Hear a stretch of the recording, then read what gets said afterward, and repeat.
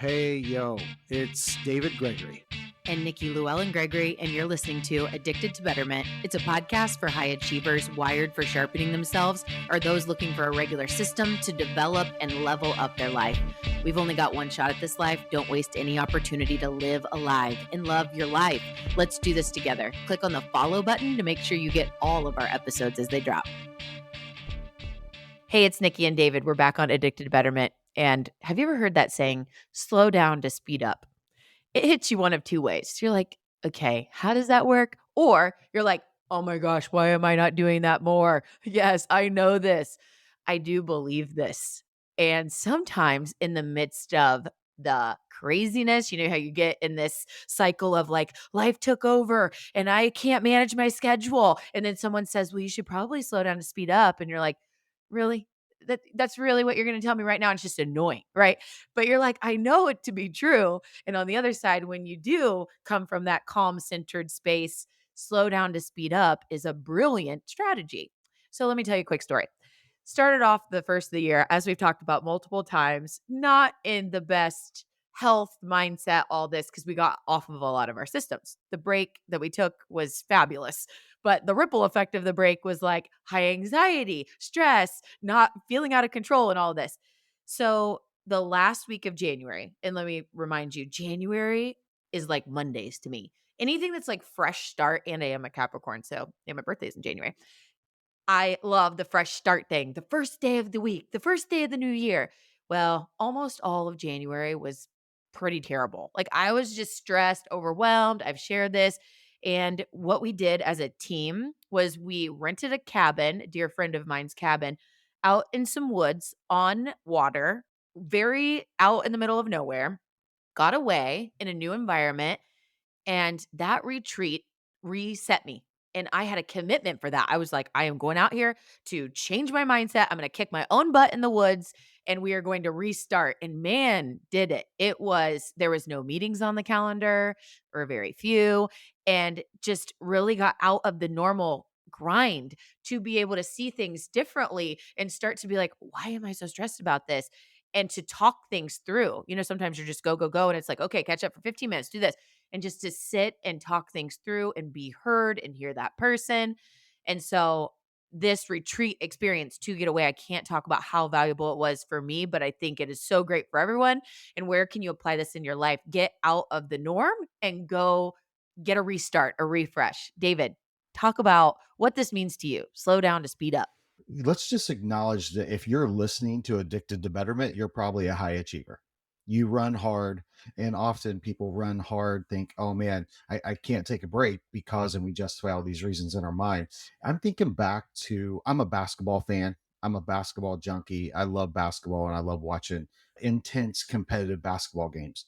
In my mind, and there's no argument. So if you have any other opinions, please don't send them to me because I don't care. Steph Curry is the greatest shooter to ever touch a basketball. And I think not the greatest player. There's I love to have that argument as well, but who the greatest player is. But the greatest shooter of all time is Steph Curry. And I remember last year, Nikki, we were watching the NBA finals, the Golden State Warriors versus the Boston Celtics. It was a super tight game.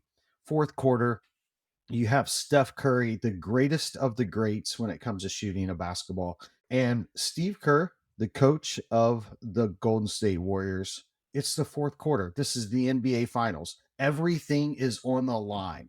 Everything you've worked for, all the practice sessions, all the workouts, all the travel, and you are in the NBA Finals. It all comes down to this. It's the fourth quarter, and Steve Kerr pulls Steph Curry out of the game, sits him on the bench. Why would you come bring the greatest of all time, the greatest shooter in the history of the sport, pull him out of the action? Why? He has to pause. He has to take a break. What does he do while he's sitting on the bench? He gets water. He refreshes his mind, refreshes his body, sees the defense and what they're playing and what the other team is doing, is able to do it from the sideline and think and refresh himself so that when he gets back in the game, back in the fourth quarter and comes back in, he's able to perform at the level which makes him the greatest of all time. But he wouldn't be able to do that without the pause. I love that. And I remember sharing with you when you shared this story with me prior that I heard this quote. even professional athletes take halftime. Mm. It's like, "Oh, that's so good." They're less than 1% of humanity, and they have to take a halftime, and they're like machines, you know? So, just yes, profound. Now, normally, we start these episodes going down the path of our kinda talk track around why, but I'm gonna flip it a little bit because I think sometimes we get so overwhelmed or consumed or busy that it's in this case, it's like, but how do I even get out of the grind to find time to pause? So we're going to start there for a second. What do you say, David, to somebody that's like, but okay, yeah, all of this sounds great, but like, how do I even get out of that to be able to find time to pause? So first ask yourself, why can you not pause? So generally speaking, oh, my schedule's too hectic. I'm traveling too much.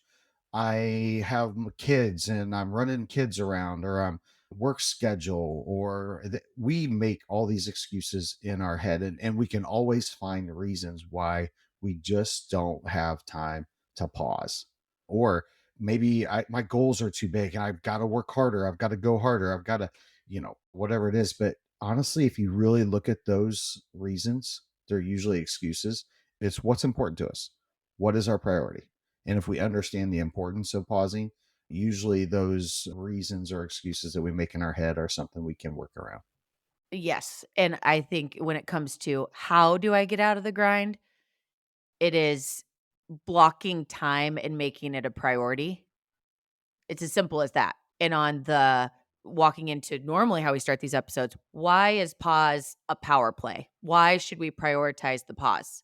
This is a very simple answer as well. And I have to take and eat my own lunch on this because I prioritize my health and well-being and I need a pause in order to be great and to have emotional intelligence and to be grounded and to be centered. David, what do you want to add on the why? Well, man, that's something. As you were talking, I was thinking back to, I remember last year we were in a funk. Our gym had closed and we were trying to find a new gym, and we weren't happy with the gym we were working out. And we both live very busy schedules with kids and work and life. And I know our schedules are super busy. And I remember you and I were headed to dinner, and I asked you this question. I said, if you had to name the top 5 priorities in our life, what are the top 5 things that's most important to us? And your answer was our faith, our relationship, our health. And I don't remember exactly what the type for 5 were, but I said, if our fitness is in the top 5, we're sure not acting like it. And often, if you just simply write down what your top priorities in your life are, and we sometimes justify our actions to think we need to work harder or go harder, but exactly what you said, you got to prioritize that rest, that health, that break in order to be great in the other areas. Yes, so good. And when I think of, what is the mindset that we take around embracing pause as a power play, this is the one liner. It's more important to be than to do. As an achiever, it's one of the hardest things I've struggled with. I am an action and I will stand by. Taking action on things is core to who I am and how I believe that people should move in life, right? But what trumps doing is being before you can do. What does that look like? Well, prayer, meditation, morning routine, having a strong, like, rooted conversation with a counselor or confidant, the things that we do to center ourselves to be before we do is exponentially powerful. So think about it this way: if you pause with the same intentionality that you grind. So, something I try to practice, and I try to encourage you to do with me. Simply, you are one of the hardest workers that I know, one of the most driven people, and live a life that is a pretty fast pace. And I do the same. So, if you think in terms of the thing that is consuming most of your energy, if you can take a break, completely take a break from that. So let's say you're a parent, and man, the kids are taking up so much of our time and energy and effort, and they do and they should. That's part of being a parent. You're giving all of your effort, your energy, and your time to your kids. Take a day with your spouse, your significant other, whoever it is, and get a babysitter, get someone to watch the kids, and take a break from that completely. Disconnect from it. Let the grandparents, let babysitters, someone know, hey, you're going to take care of the kids and we are going to completely disconnect from it. I promise you, if you do that well with the same intentionality that you give to your parenting, your kids will thank you. You'll be a better parent when you come back. Let's say you're a business owner or you're leading a bunch of people and you're constantly on your phone, you're constantly in the grind, you're constantly trying to, as you should, you have to in order to be successful. But at some point, you have to be as intentional about putting that aside. And I love the analogy, Nikki, that you used about the retreat that you did with your team. You have to set all of that aside, completely disconnect from it, let that sit and rest from the action of that. And when you come back to leading those people, you come back to running that business, you'll be refreshed, you'll be energized, you'll have a clear perspective. And the people you lead, your business will thank you. The results will be profound. Let's bring this to life. So, what does this look like as it applies to our life wheel or our various areas of life? I was just kind of thinking through this myself. So, health, nature, slow walks, stillness, just sitting in stillness, breath work, right? Those things are grounding effort activities. And I would call them pause opportunities. So, what are yours? Like when you think of your health and what it means to pause with your health. And let's look at this as at two sides, your health and making sure that you are meeting your nutrition and fitness goals. Fitness is, maybe some days you go as hard as you can with your aerobic exercise and you have a good sweat. That's very different than pausing, right? But it is a health aspect for you that you need to incorporate.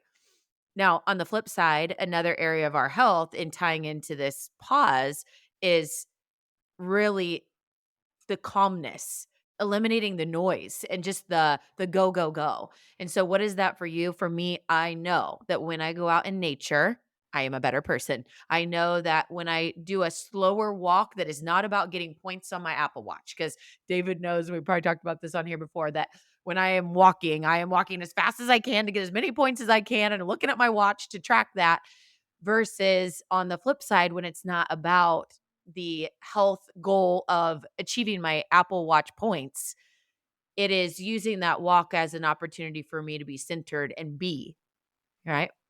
Another example that I have is David and I engaged a financial advising team this year.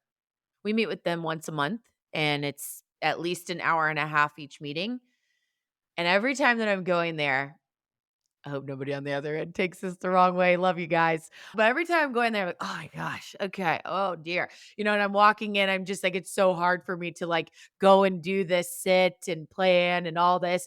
And then I walk out and I'm like, oh my gosh, I feel so much better.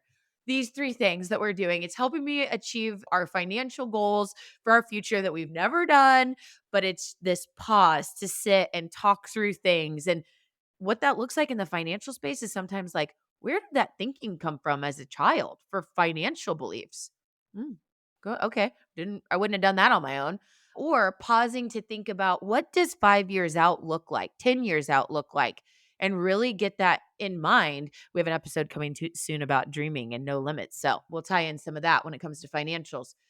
But it's the sitting in the stillness and these calm conversations that help to really expand our just possibilities, if you will, because we're pausing.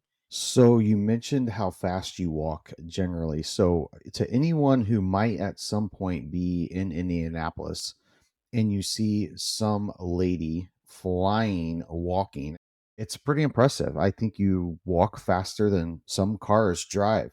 And you see some man, I don't even know what you want to call it, half sprinting, half walking. Anyone who ever sees that, feel free to send me a text and make fun of me.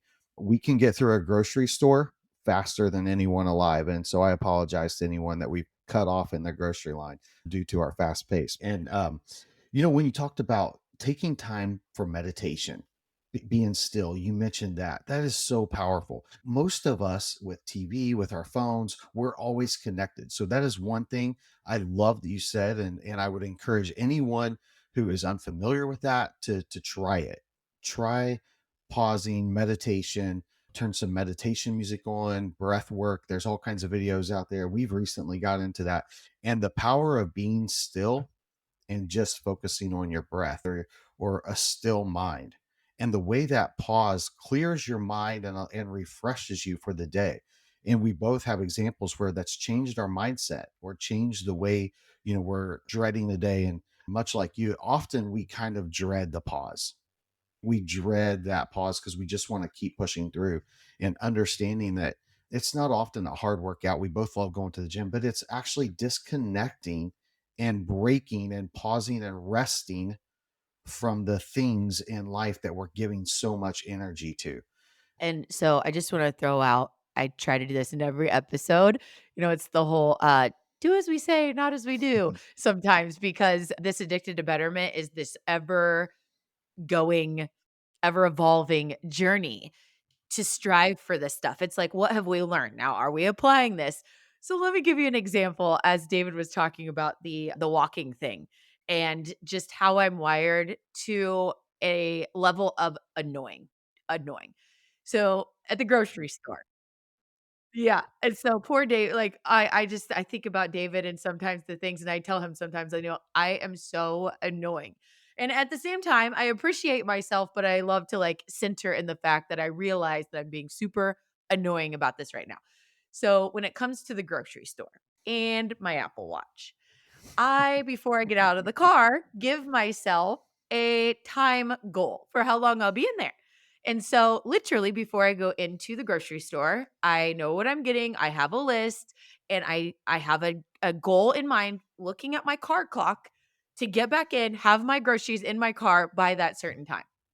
Now, this is the opposite of pause and living with serenity, right? So sometimes this works really well where I'm very tight on a schedule, but on other times it's super annoying and it's the opposite of pausing. It's like, Nikki, sometimes you can just go to the grocery store and you can like breathe and enjoy looking around at the produce because David loves the produce section. And so just hang with them there, you know? And so, just poking fun for a minute, like this is one of the just to say that my entire January was super challenging. I was like living at I don't know, not a great place of like you say one wrong thing, I'm going to snap. I just was not centered. And I knew I had to go get reset, get out and pause at that cabin in the woods. And since I've come back, I'm feeling a lot more centered. I'm a lot more on schedule and really have kicked off the goals that I wanted to at the beginning of the year. But all that to say, it's like this is an ever evolving journey. And it's around why would we find time to pause?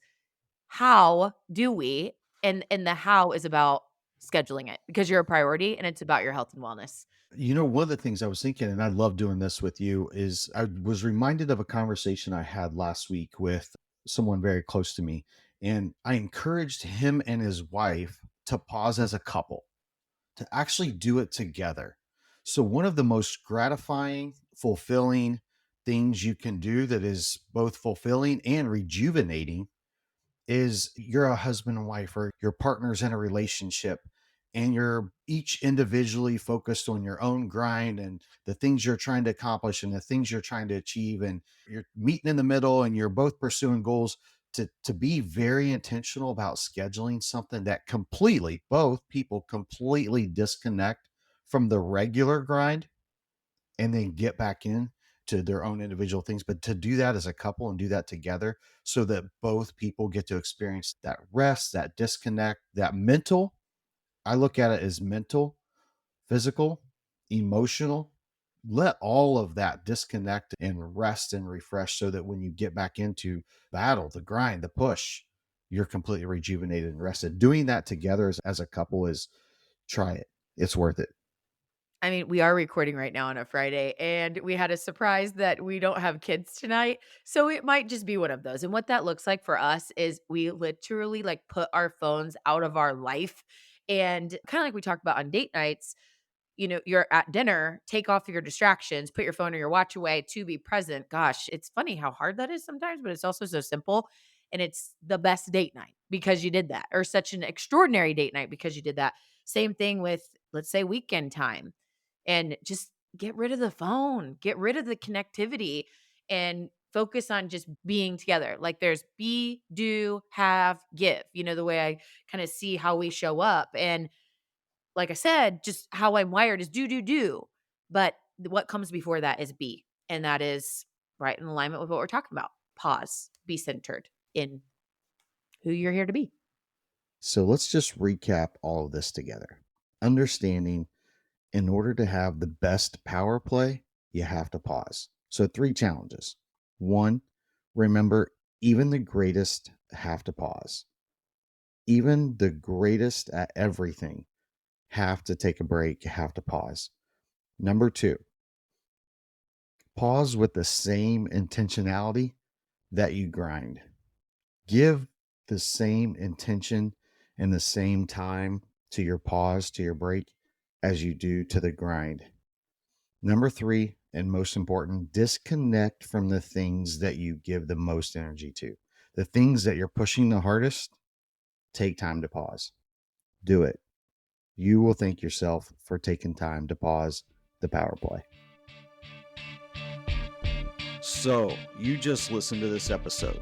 Now, join us in being addicted to betterment. Subscribe to the show, share with your friends, tag us, and please take a moment, leave a review. Yeah, we do want your stars, but we really want the feedback.